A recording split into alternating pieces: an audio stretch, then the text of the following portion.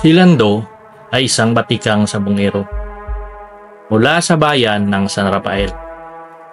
Kilala siya hindi lamang sa tapang ng kanyang mga manok, kundi pati sa husay niya sa pagbabasa ng kilos ng kalaban. Isang gabi, matapos ang isang malakasang derby sa kabilang bayan, nagpasya siyang umuwi na kahit pa gabi na at madilim na ang mga daanan. Sa gitna ng biyahe, biglang bumuhos ang malakas na ulan. Napilitan si Lando na humanap ng masisilungan. Sa hindi niya pamilyar na lugar, sa gilid ng daanan, may nakita siyang lumang karatula. Maligayang pagdating sa barangay Salvacion. Wala siyang alam sa bayang iyon, pero dahil sa lakas ng ulan, nagpasya siyang pumasok. Ang baryo ay tila luma na at napataka-tahimik, na para bang nakatulog na ang buong mundo. Habang naghahanap siya ng matuluyan, napansin niya ang isang sabungan sa gitna ng baryo. Kabukas, maliwanag, at tila ba'y labanan pa. Nainganyo si Lando. Hindi ako pwedeng malis na hindi man lang ako nakatapa. Bulong niya sa sarili. Bit-bit ang kanyang pinakamalaking manok, ng tigre. Lumapit siya sa sabungan. Sa unay, tila normal ang lahat. May mga nagsisigawan, may mga tumatarya, may nagtatawanan. Pero napansin niya kakaiba ang mga tao. Puputla ang balat, matatalim ang ngiti, at malamlam ang mga mata. Nang inilaban niya si tigre, sa unang salpukan, kapansin-pansin ang kalaban nila, niyang manok. Matulis ang mga kuko, matulis ang tuka, halos mukhang halimaw. Sa gitna ng laban, habang nagtatagisan ang galing ang dalawang manok, may naamoy si Lando, amoy dugo at bulok na laman. Nang manalo si tigre, bigla silang napalibutan ng mga sabungero. Di pala premyo ang pakay nila, kundi siya mismo. Siya isang lumitaw ang tunay na anyo ng mga tao.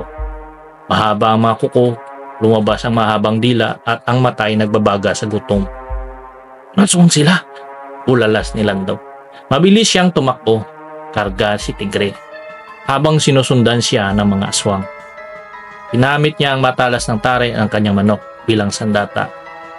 Sa bawat lapit ng nilalang, tinamaan niya gamit ang matalim na tare. Nakarating siya sa isang lumang kapilya sa gilid ng baryo. Doon siya sumilong. Sa liwanag ng lumang kandila, nanalangin siya ng taimtim habang si tigre nagbabantay sa pintuan. Tila naintindihan ang panganib.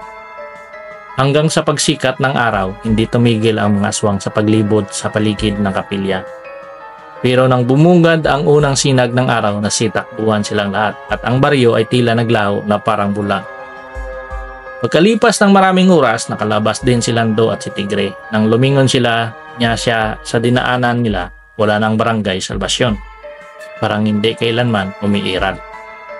Simula noon, umiwas na si Lando ang bumiyahe ng gabi at sa bawat sabong na sinasalihan niya, laging dala niya ang isang maliit na cross sa bulsa.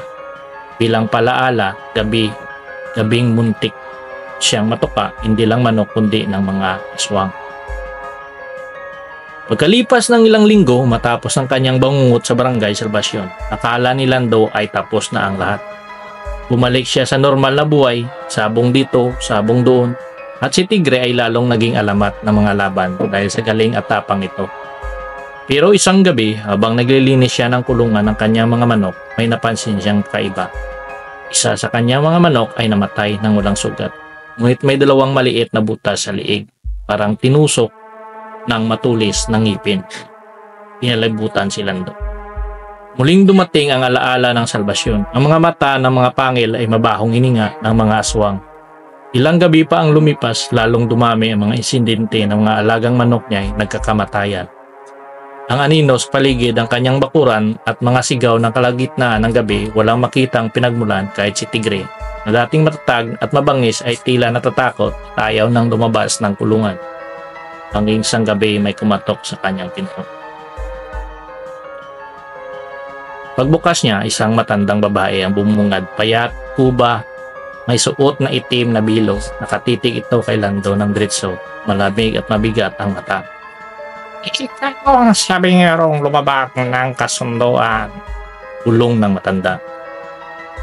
Hindi ka makakatakas sa sumpa. Hawak-hawak ng matanda ang isang itim na manok. Walang balahibo, puro balat at sugat ng katawan. Isang simbolo ng kamatayan sa paniniwala ng mga matatanda.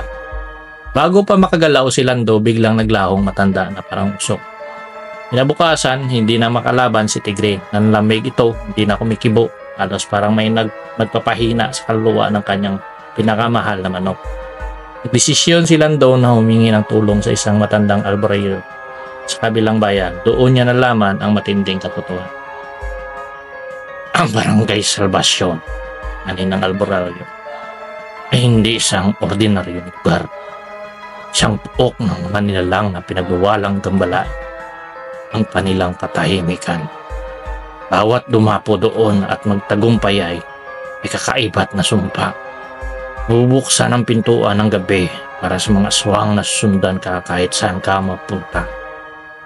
Hindi sapat ang simpleng dasal para putulin ang sumpa. Kailangan nilang dumumalik sa Barangay Salvacion at ibalik ang kanyang tagumpay.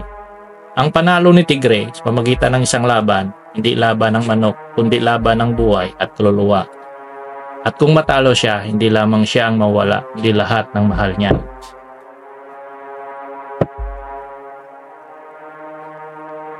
Gabi ng kabilugan ng buwan, tahimik ang paligid, at bumalik si Lando para lumaban sa Salvacion. Hinahak ni Lando ang daanan pabalik sa lugar na hindi dapat binabalikan, ang Barangay Salvacion. Bit-bit niya si Tigre, ang kanyang tapat na manok. Ngayon ay sugatan at pagod, pero sa mga mata nito, nagninigas pa rin ang tapang. Pagdating niya sa lumang sabungan, bumungad sa kanyang isang tanawin na tila bangungot. Ang sabungan ay nababalot ng usok at apoy na kulay asul. Habang sa gitna nito, nag-aabang ang mga aswang. Hindi na sila nagtatago. Tangkita sa kanilang tutong anyo.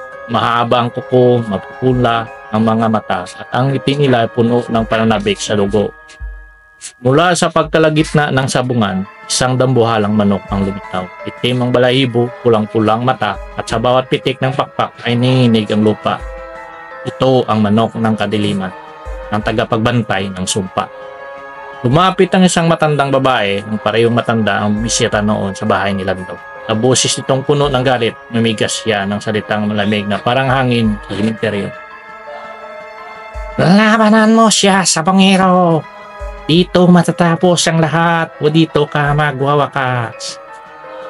Tumayo si Lando sa gitna ng sabungan, tanga ng kanyang tanging pag-asa, si Tigre. Para sa kalayaan! Tulong niya. Tumunog ang kampana ng sabungan, udyat ng simula ng laban.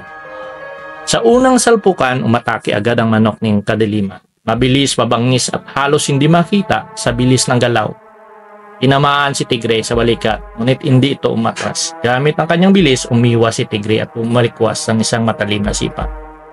Lumagundong ang paligid, ang mga aswang ay nagsisigaw, sumigaw ng mga kaibang dasal, tila pinapalakas ang manok ng kadiliman. Ngunit hindi nagpadaig si Tigre. Bawat sugat, bawat tama ay tila nagpapalakas sa loob ng magkaibigan, si Lando at si Tigre. Pilit na tinatanggal ni Lando ang isip ng takot. Nakatutok siya sa laban. Dama niya ang bawat galaw, bawat pintig ng puso ng kanyang alaga. Ito nang huli, nating laban, Tigre. Hindi tayong pwedeng matalo. Tulong niya. Sa isang iglap, nakita niya ang pagkataon. Habang papalapit ang manok ng kadiliman, tumalon si Tigre. Mataas ang buong lakas at isang saktong tiyempo, tinarang kanyang matalas na tari sa liig ng alimaw. Isang nakakabinging hiyaw ang pumuno sa sabungan. Ang manok ng kadiliman ay bumulagta. Mula sa kanyang katawan ay sumumbulat ang isang itim na usok na kumalat sa buong baryo. Sa isang nagsigawan mga aswang, nagsisilihab ang mga kanilang mga katawan sa apoy ng kulay bugaw. Ang sabungan ay yumanig, nagbibitak ang lupa at ang buong Barangay Salvacion ay simulang gumugo. Hawak si Tigre sa kanyang bisig, makbo sila daw palabas ng bumamagsak na bayan. Ang apoy ng usok ay humahabol sa kanya. Ang mga puno at naglaglagan at ang hangin ay punong-puno ng halakhak ng mga napuksa. Sa uling sandali, nakalabas si Lando mula sa bumagsak na baryo. Palingon niya wala ng Barangay Salvacion. Parang hindi kailanman umiiral. Isang malawak na damuhan na lamang ang naiwan. Walang sabungan, walang bahay, walang bakas ng mga aswang. Tahimik ang lahat. Nalamig ang simoy ng hangin, maliwanag ang buwan. Hindi na muling bumalik si Lando sa sabungan. Inalikuran niya na ang mundo ng sabong. At pinili ng simpleng buhay, isang liblib na baryo malayo sa tukso at panganib. Si Tigre bagamat man may mga pilat sa laban ay naging alamat sa kanyang bagong tahanan. Hindi dahil sa dami ng panalo, kundi dahil sa tapang at karapatan ng laban para sa buhay. At sa bawat gabi ng kabilugan ng buwan, habang pinagmasdan ni Lando ang malamlam na langit, isang ngiti ang sumilay sa kanyang labi. Alam niya na iligtas niya ang kanyang kaluluwa sa tarik, sa pangil at sa kadiliman.